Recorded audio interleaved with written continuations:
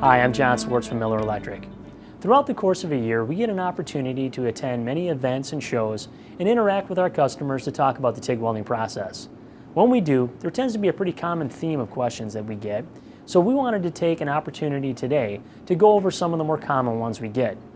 So we're going to cover topics in today's video like what is the proper angle for holding your torch, how do you prepare your tungsten, and we're going to talk about some tips and techniques to help you improve your stainless steel TIG welding.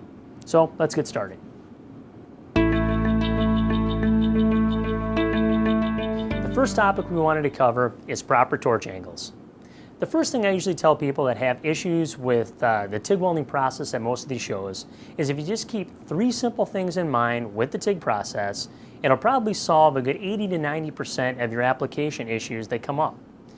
It really boils down to the angle of your torch, the angle of your filler material as you're adding it into your molten puddle, and just keeping in mind that the torch melts the base material and the molten base material melts your filler rod. To make things a little bit easier, here's a little snippet from the Diversion 165 and Diversion 180 DVD, maybe help clarify things a little bit more for you. Now I'm going to demonstrate the proper weld technique without initiating the arc, just to make it easier for you to see.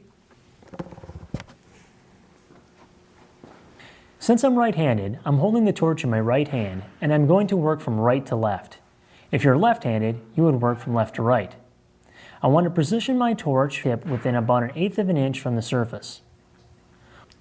Once I establish the arc, I'll tip the torch to about 15 to 20 degrees away from the direction of travel, which allows for better visibility of the weld puddle and accessibility of the filler material.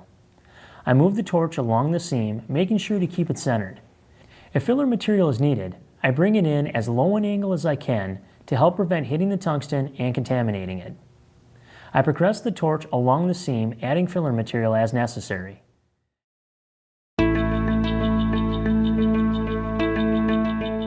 So the next most commonly asked question we seem to get is, how do you prepare your tungsten?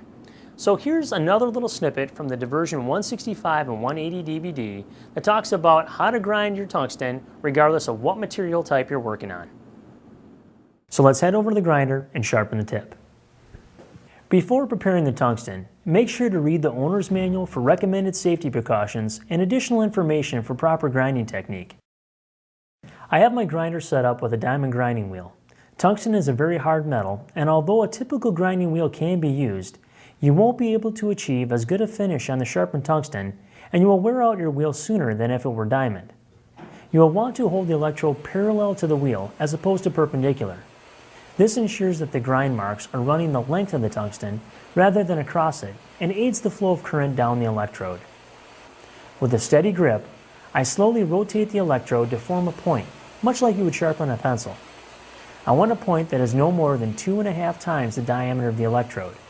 This is how we would prepare the tungsten for welding mild steel, stainless, and chromoly. However, for aluminum, we would add one more step. We would take the sharpened tungsten and grind off the tip to create a flat spot or land.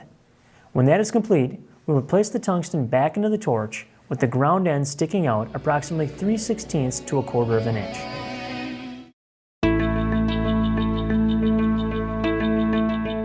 Now on to stainless steel.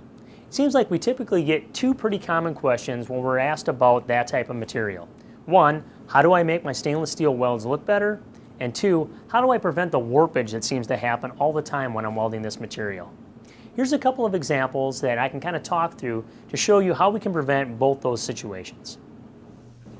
When it comes to the weld appearance and warpage issues with stainless steel, it really boils down to one key problem.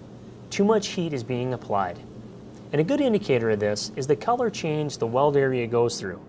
Typically we're shooting for a light straw to a nice salmon color. If you're getting those deep dark purples to a gray that looks dirty and heavily oxidized, that's too much heat. Not only does it not look good, but it also reduces the corrosion resistance of your stainless steel. Too much heat also has an effect on warpage. Stainless steel is unique in the sense that it doesn't transfer heat as quickly as other metals do. So again, too much heat in a localized area is going to make the material warp. How do we counteract that? It may sound simple, but just by simply reducing your amperage and increasing your travel speed will help decrease the amount of heat being applied to an area. Another little trick is if you reduce the diameter of your filler material because it takes less energy to melt a smaller filler rod. And because of this, you don't need to apply as much amperage. Okay, hopefully these pointers helped out. For other Miller product information and other welding resources, make sure to always visit millerwelds.com.